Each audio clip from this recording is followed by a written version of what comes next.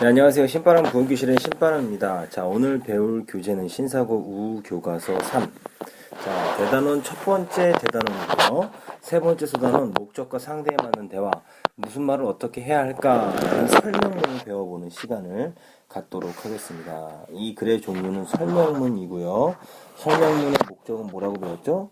그렇습니다. 정보를 전달한다. 그래서 정보 전달의 글이다. 라는 것을 우리가 배웠습니다. 자, 주제는 효과적인 대화를 위해서는 목적과 대화 상대를 고려해야 된다라는 거죠. 상대방을 고려해서 적절하게 화제와 말하기 방식을 선택해야 한다는 것이고요. 특징 화제와 말하기 방식 선택에 대한 적절한 예와 부적절한 예를 각각 제시해서 설명한다. 예라고 했으니까 주로 어떤 설명 방법을 사용했다라는 거죠. 예시의 설명 방법을 사용했다라는 거죠. 여기서 말하는 화제라는 것은요, 이야기 되어지는 대상, 즉 이야기거리가 되겠습니다. 이야기 되어지는 대상이라고 하죠. 이야기거리라고 말할 수 있습니다. 자, 이제 꼭 알아둘 시험 족보 정리해 볼까요? 대화의 개념은 뭐냐? 대화의 개념 정리해둬야 되겠죠? 말하는 사람과 듣는 사람이 서로 마주 대하면서 서로의 생각과 감정, 의견을 주고받는 활동이다라는 거 기억해 두시고요. 대화의 역할은 일상에서 발생하는 다양한 문제를 해결해 주고요. 사람들 간의 관계를 친밀하게 만들어 준다라는 거 기억해 주세요. 대화 상황에서 고려해야 할 요소, 대화의 목적이 정보 소통이고 상대방과의 관계 발전이라는 거죠. 이런 것은 우리가 친교의 목적이 있다라고 할 수 있습니다.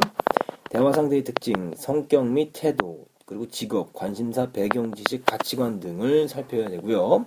상대방과의 친밀도 등을 고려해야 합니다. 아픈 친구와의 대화, 친구의 병문안을 간 상황인데요. 여기에 목적은 뭐냐면요. 병문안 갔으니까 뭐 해야 돼요? 위로의 목적이 있는 것입니다. 우리가 이제 배우게 될 텐데요. 왼쪽에 있는 학생과 오른쪽에 있는 학생을 비교해 보시면 좋을 것 같은데요. 지금 여기서 약간 힌트를 드리자면 남학생 같은 경우는 학교 소식 전달 및 놀이공원에 놀러갈 계획을 전하면서 대화의 목적과 상대방의 처지를 고려하지 못한 말하기다라는 거예요.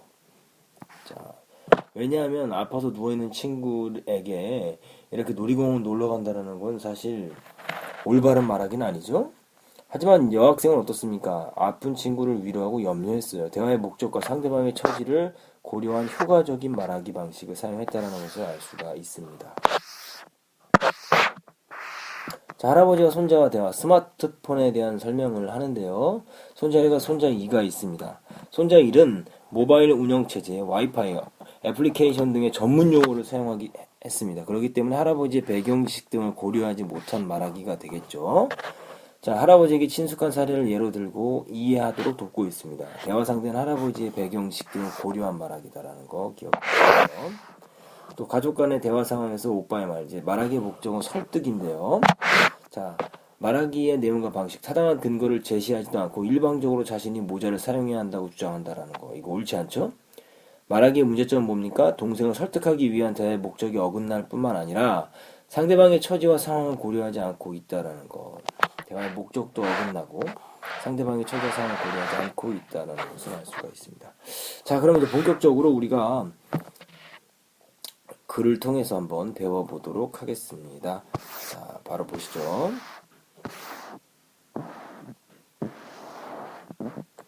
일상생활 속에서 우리가 가장 널리 사용하는 말하기 방법은 대화이다. 대화는 말하는 사람과 듣는 사람이 서로 마주대하면서 서로의 생각과 감정, 의견을 주고받는 활동.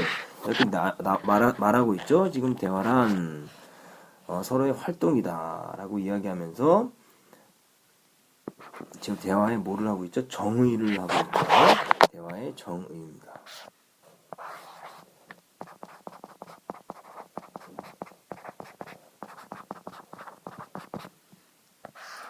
일상에서 발생하는 다양한 문제를 해결하고 일상에서 발생하는 다양한 문제 해결, 그리고 사람들 간의 관계를 친밀하게 만들어줍니다. 대화의 역할이죠.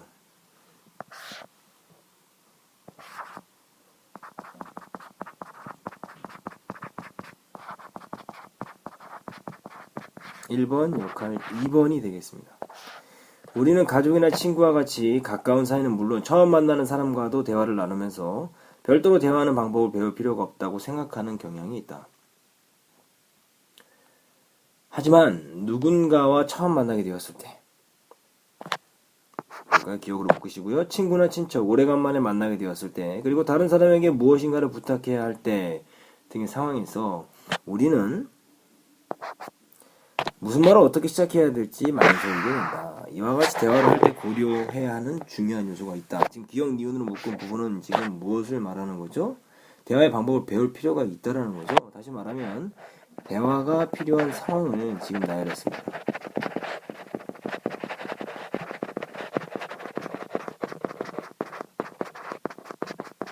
어떤 상황? 누군가 처음 만나거나 오랜만에 친구와 친척을 만나거나 다른 사람에게 뭔가 부탁할 상황, 이런 상황은 바로 대화가 필요한 상황이죠.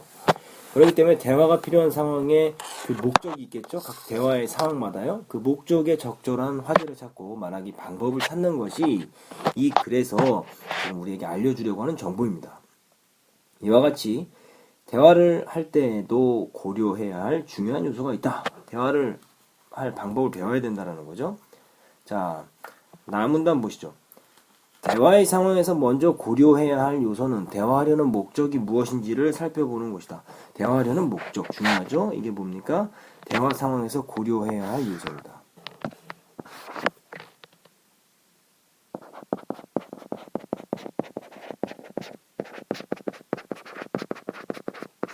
요소 1번이 되겠고요. 상대방과의 정보 소통이 목적인지, 상대방과의 관계 발전이 목적인지를 결정해야 된다. 목적은 크게 두 개가 될 수 있는 거죠. 첫 번째는 정보 전달, 두 번째는 관계 발전. 이거 친교라고 아까 이야기했습니다. 관계 발전, 이게 정보 소통, 관계 발전. 여기 상대방과의 관계 발전은 친교라고 할 수 있죠. 정보 소통은 정보를 전달하는 거죠.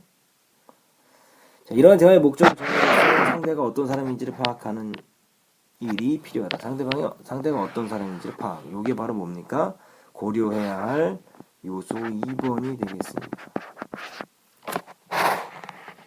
상대방의 성격 및 태도, 상대와의 친밀도, 상대가 주로 하는 일, 관심 분야, 배경 지식, 가치관 등을 고려하면서 적절한 화제와 말하기 방식을 효과적으로 조정해야 한다라고 이야기를 하고 있습니다. 이제 고려해야 할 상대방의 특성이 되겠죠. 다음과 같이 체육대회를 준비하다가 발목을 다쳐 병원에 입원한 친구의 일을 해야 할까? 대화 상대방의 처지가 어떤 처지예요? 발목을 다친 병원에 입원한 친구죠. 상대방의 처지가 되죠. 그런 상황에서 어떤 목적이 필요하겠어요? 위로의 말을 해줘야 되겠죠. 자, 근데 보세요. 좌측에 있는 남학생. 어제 있었던 체육대회는 우리 반이 우승을 했어. 그래서 반 친구들끼리 이번 주말에 놀이공원에 놀러 가기로 했는데 넌 못 가겠구나. 놀이공원에 새로운 놀이기구가 많이 있어서 재미있대. 이거 지금 뭐 하는 겁니까? 놀리는 건가요? 이러면 안 되죠. 기분이 굉장히 좋지 않을 겁니다. 자, 근데 여학생 뭐라 그럽니까? 발목을 다쳤다던데 지금은 좀 괜찮니? 내가 입원했다는 얘기를 듣고 깜짝 놀랐어.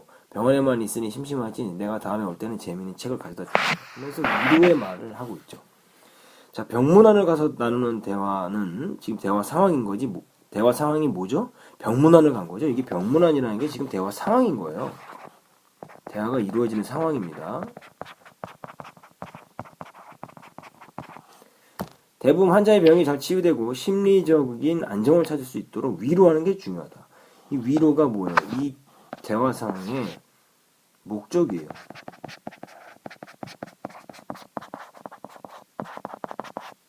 그런 점에서 상대를 걱정하고 있는 자신의 마음을 전하고 상대의 쾌유를 바라는 내용의 대화가 적절하다. 이 적절한 대화의 내용이 뭡니까? 상대를 걱정하고 그리고 자신의 마음을 전하고 상대의 쾌유를 바라는 내용.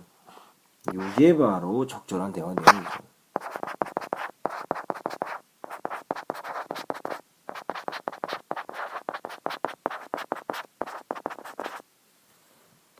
왼쪽 학생 움직이지 못하는 친구에게 그동안 넘어가 볼까요?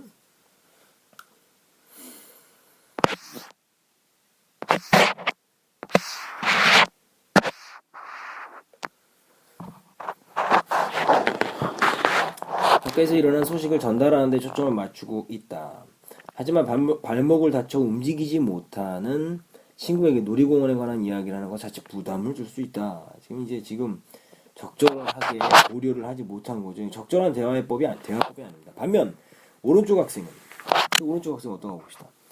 이번엔 친구를 자신이 얼마나 걱정하고 있으며 자신이 친구를 위하여 무엇을 해줄 수 있는 것인지를 중심으로 말을 하고 있다.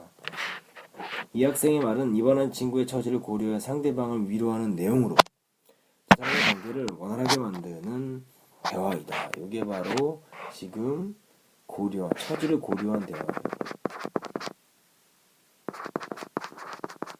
처지를 고려한 대화법이에요. 즉 오른쪽의 학생은 관계 발전을 위하는 대화의 목적과 병원에 입원해 있는 상대의 처지를 고려하여 효과적으로 대화를 하고 있는 것이다. 다음은 할아버지와 손자의 대화를 보자. 자, 이제 잠깐 볼까요? 요걸 한번 봅시다. 위에 보시면요, 지금 관계 발전을 위하는 대화의 목적 이렇게 주시고요. 병원에 입원해 있는 상대방의 처지를 고려. 이게 지금 이 대화에서 있어서요, 고려해야 할 요소예요. 고려해야 할 요소. 대화의 목적을 살피고, 그리고 이게 요소 2번이 되겠죠. 역지사지 태도. 병원에 입원해 있는 상대방의 처지를 고려한다. 이게 역지사지라고 할 수 있죠. 입장 바꿔 생각하는 거예요. 할아버지와 손자와의 대화에서도 마찬가지예요. 할아버지 입장을 고려해줘야 되는 거예요. 자, 근데 왼쪽에 있는 손자는 뭐라고 합니까? 스마트폰이 뭐니라고 할아버지에 물어보셨는데요. 운영체제가 설치되어 있는 휴대전화를 말해요. 그래서 스마트폰은 와이파이를 이용해. 와이파이. 할아버지가 와이파이 알 수 있을까요? 언제나 인터넷에 접속할 수 있고 인터넷 잘 모르실 거예요. 다양한 애플리케이션을 다운로드 받아 사용할 수 있어요. 자, 그런데요, 오른쪽 보시면요, 스마트폰은 할아버지께서 가지고 계신 휴대전화에 컴퓨터의 기능이 추가된 것이라 생각하시면 돼요. 그래서 전화를 걸 수도 있고 신문이나 텔레비전 보기도 가능하다고 하면서 할아버지가 이해할 수 있는 수준에서 지금 조언을 해주고 있죠. 이 대화는 스마트폰이란 무엇인가? 이게 이야기거리죠? 이게 화제예요.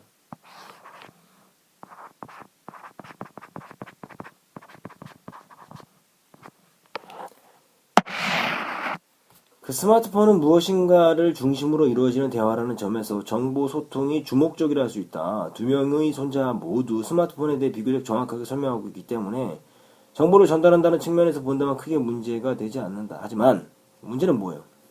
그런데 대화에서는 대화의 목적 외에도 대화의 상대가 누구인지를 고려해야 된다. 대화의 목적과 뭐를요? 대화의 상대. 이것까지도 뭐예요? 고려해야 돼. 이 두 가지가 뭡니까? 바로 대화 시 고려해야 할 상황이에요.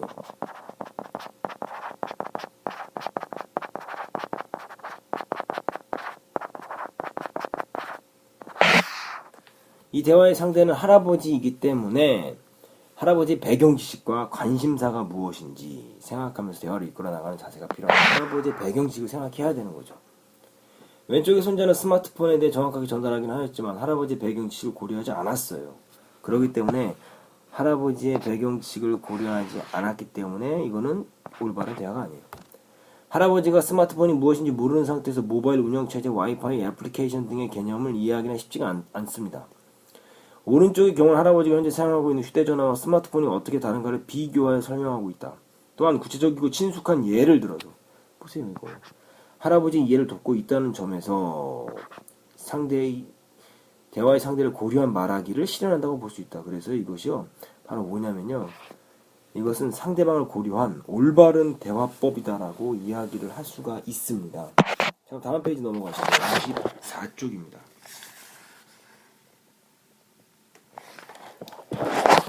자, 이제 마지막 대화 상황을 보도록 하죠. 가족 간의 대화 상황. 민주야, 엄마는 아직 안 오셨어? 응, 회사 일이 많아서 오늘 좀 늦으신데 나 너한테 한 가지 말할 게 있어. 뭔데? 나 지금 약속 있어. 빨리 모자 쓰고 나가야 돼. 지금 모자 쓰고 나간다고? 안 돼. 내가 어제 산 모자는 내가 오늘 쓰고 나갈 거야. 넌 동생이니까 내가 사용한 다음에 쓰도록 하면서 지금 오빠가 이야기하는데요. 지금 상황이 좀 좋지가 않죠? 여러분들도 일상생활에서 이런 대화를 많이 하죠. 한번 잘 배워보시도록 해보시죠. 이 대화에서 오빠는 동생에게 일방적으로 자신의 이야기를 전달하고 있다. 이게 뭐예요? 일방적으로 자신의 이야기를 전달한다. 요 부분이 문제가 되는 겁니다. 이건 바람직하지 못한 대화법이에요.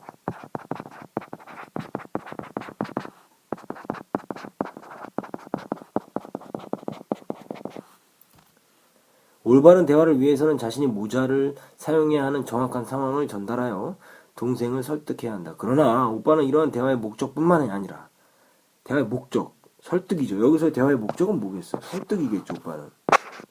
이 대화의 목적을 구별하는 문제는 잘 출제될 수 있으니까요. 꼭 기억해 두시길 바랍니다.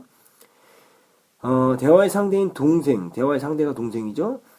동생의 상황도 고려하지 않고 있다. 자, 정리해 보도록 하겠습니다.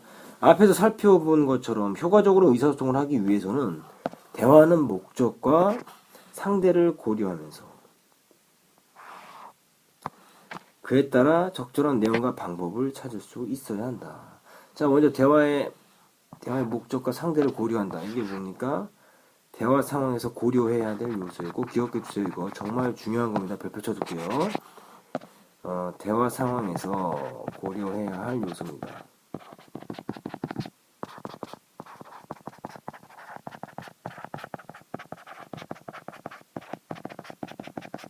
뭐를 고려해야 된다? 목적과 상대를 고려해야 한다라는 거죠. 그래서 적절한 내용과 방법, 즉 대화의 목적과 상대에 따라서 적절한 내용과 방법을 선택해서 대화를 나눠야 된다는 거예요. 우리의 일상생활이 만남의 연속이며 대화는 이러한 만남의 기본이 되는 의사소통이므로 즐겁고 건강한 대화를 위해서는 노력이 필요하다.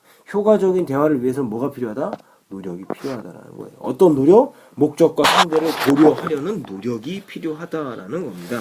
그래야지만 원활한 의사소통을 할 수 있고, 이 노력을 하게 되면 어떻게 된다고요? 원활한 들렸나요?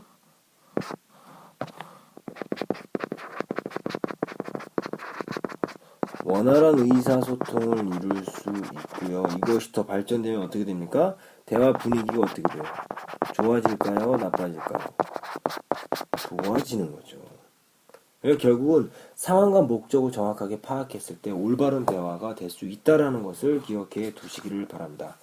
자, 이렇게 해서 오늘 3단원 목적과 상대에 맞는 대화를 마쳤는데요. 여러분들 중요한 부분 앞에서 시작하기 전에 우리 글의 종류, 그리고 주제, 그리고 특징까지 정리를 했고요. 각 중요한 부분들 별표 쳐주고 밑줄 쳐줬습니다. 이 부분들을 오마이노트로 정리하시고요. 관련 문제 풀어보시는 것이 숙제입니다.